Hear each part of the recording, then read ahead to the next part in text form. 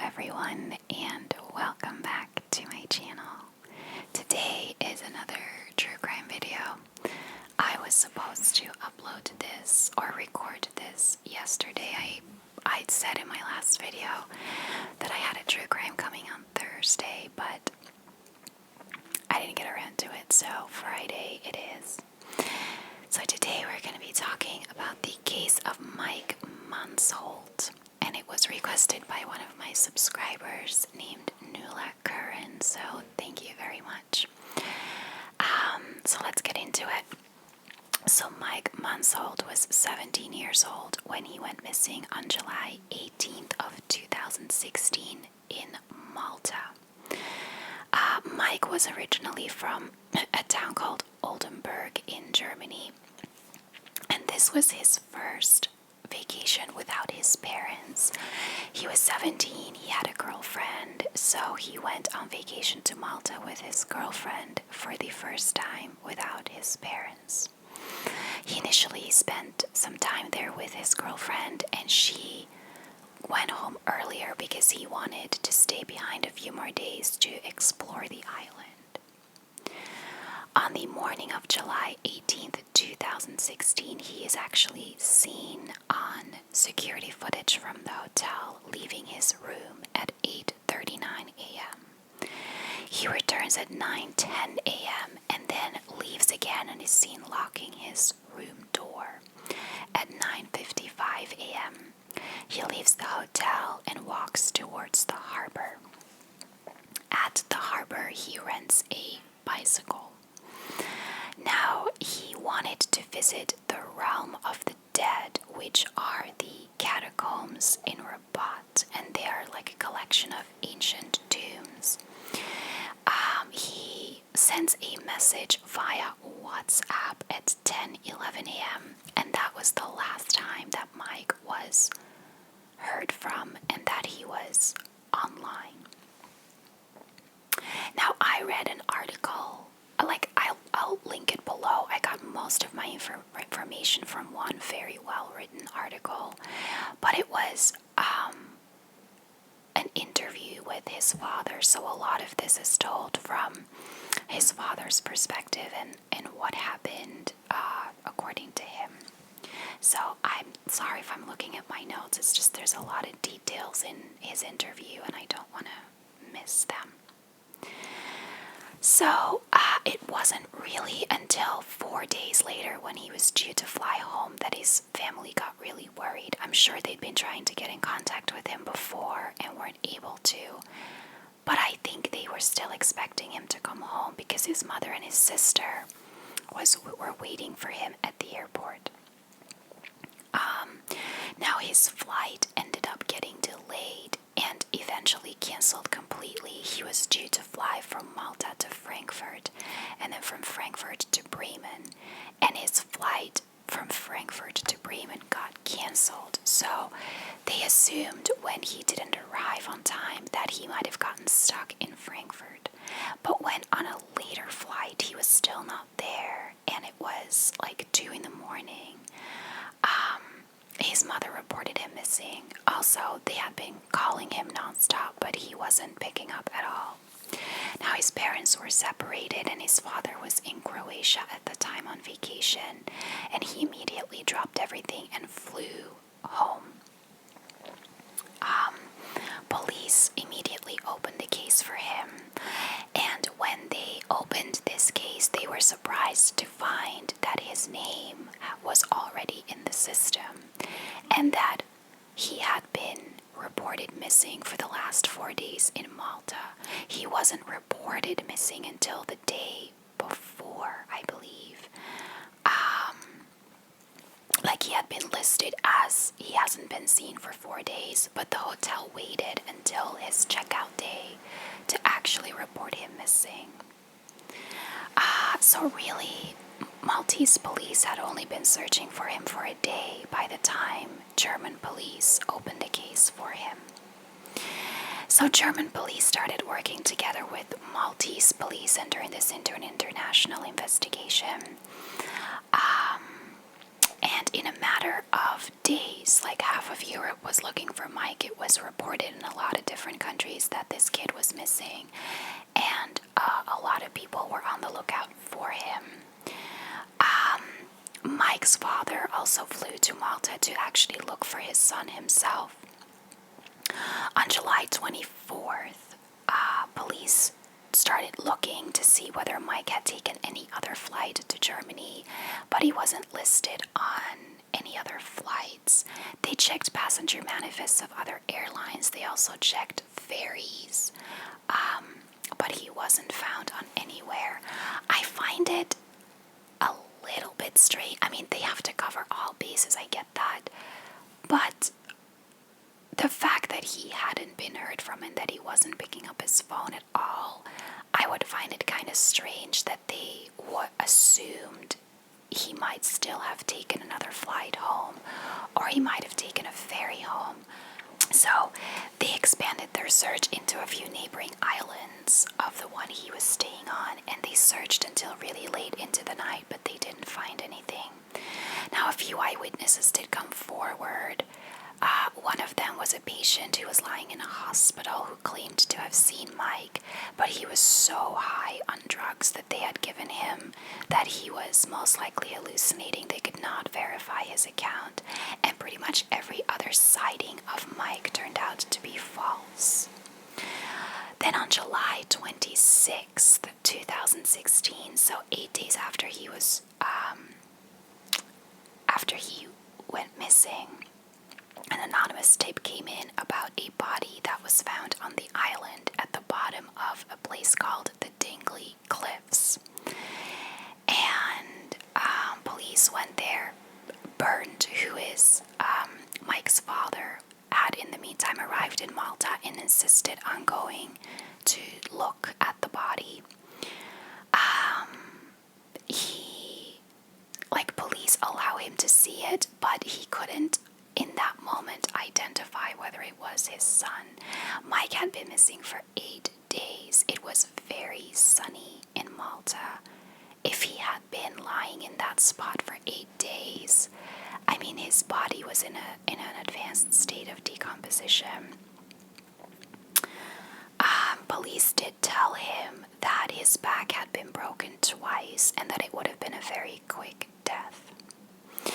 It took a few days to confirm via DNA that it was indeed Mike that had been found.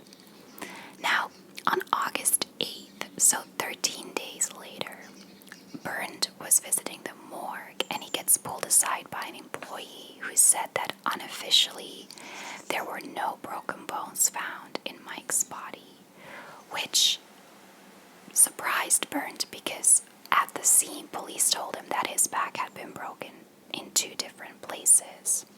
And when Bernd called the lead police investigator on this, she was very evasive. She tried to ignore his questions and didn't want to talk to him.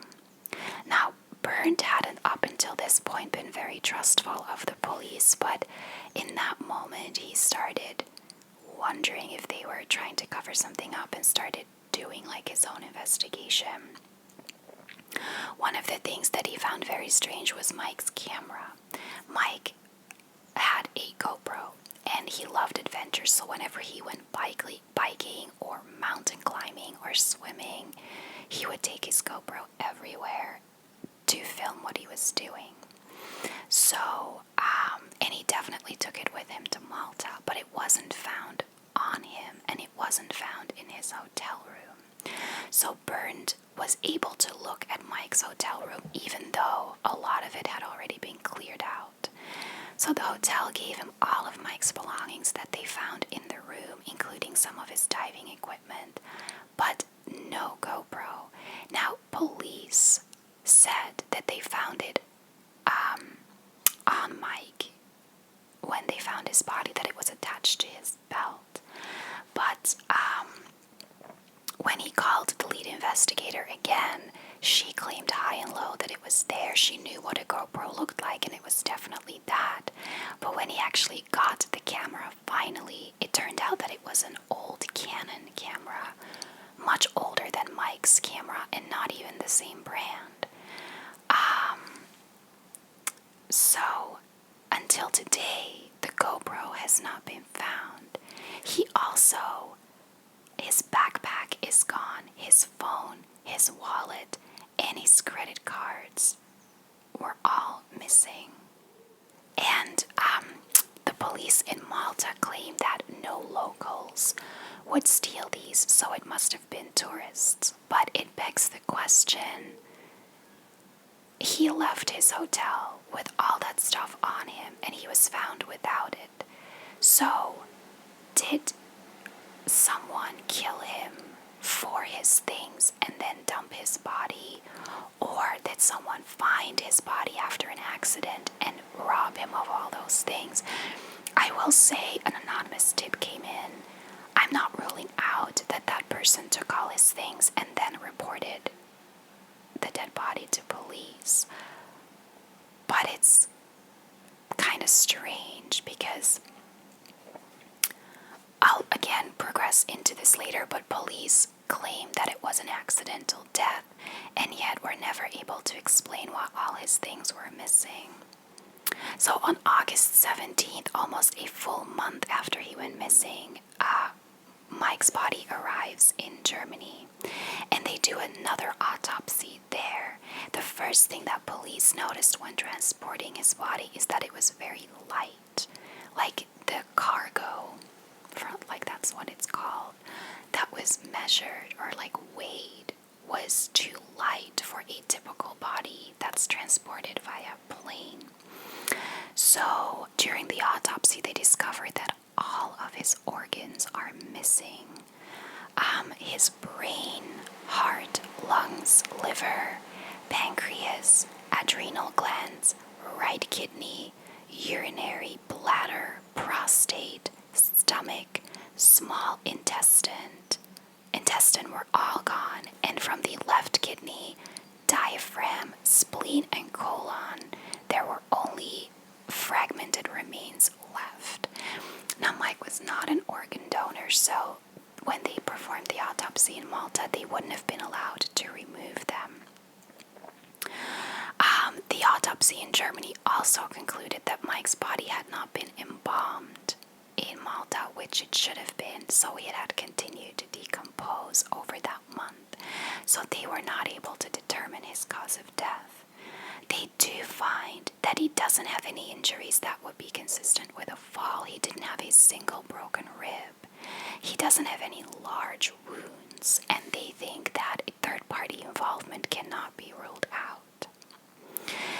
Bernd contacted the Maltese authorities about his organs, and they claimed that they were already missing when they found his body, and that rodents ate them. But the German forensic scientists don't agree because there were no bite marks found on his body, and again, there were no large wounds found on his body, so how did all those organs disappear? I mean, I can't. As the body kept decomposing, it's highly possible that there just in general wasn't much left, but they were adamant that there were no large wounds found and that there was nothing to indicate that those organs were gone. And like there's really at this point nothing but questions left. So in Germany, police and forensic scientists are not ruling out a third-party involvement. There is no evidence of lethal violence found, but again, there's very little evidence that can be found on his body. They were able to clarify that he did not die of a projectile, meaning he was not shot. His skull was not broken, and he did not suffer any blunt force trauma. But if his brain was missing, how is his skull not broken? I would imagine that if his brain was missing, his skull would be gone or open.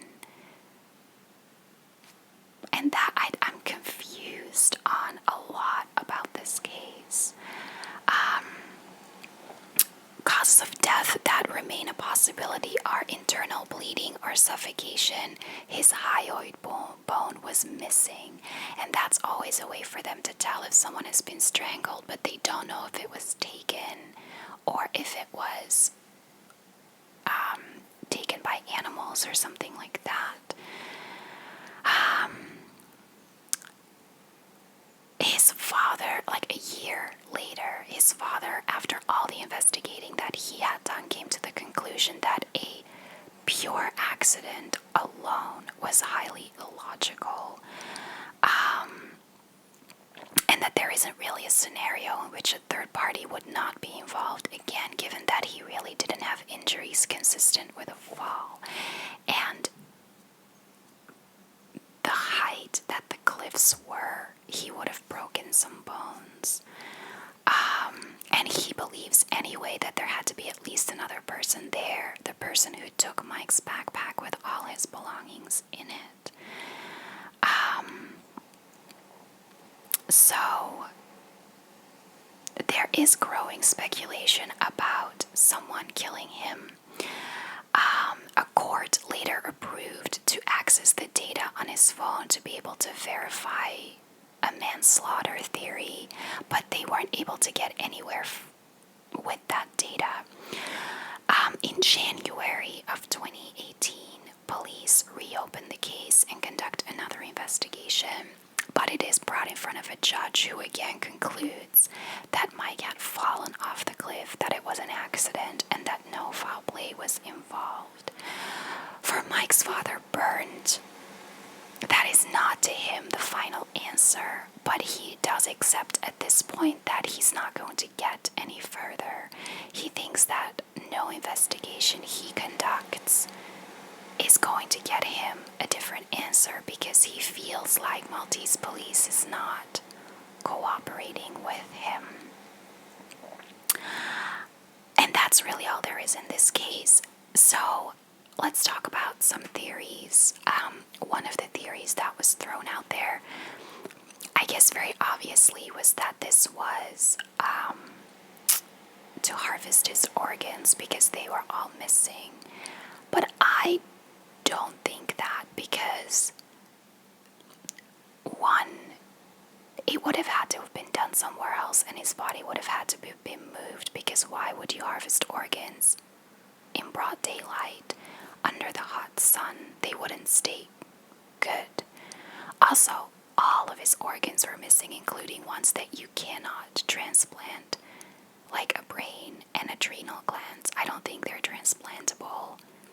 And then from some of his organs, only parts were missing. So I don't think that this was done for his organs. I think there's too many things wrong with it for that to be the reason.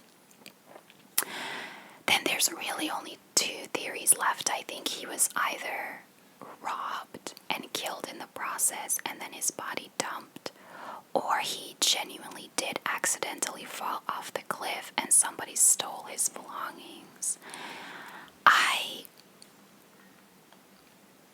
I don't know. So I feel like, because this article was written more from the father's perspective, I feel like a lot of it was subjective, and his father doesn't believe it was an accident and points out all the things that speak against it. But I personally think, if you look at it objectively, there are arguments to be made for an accident. Again, German police found no evidence of broken bones or nothing that's consistent with a fall. But keep in mind, at this point, the body had been decomposing for an entire month.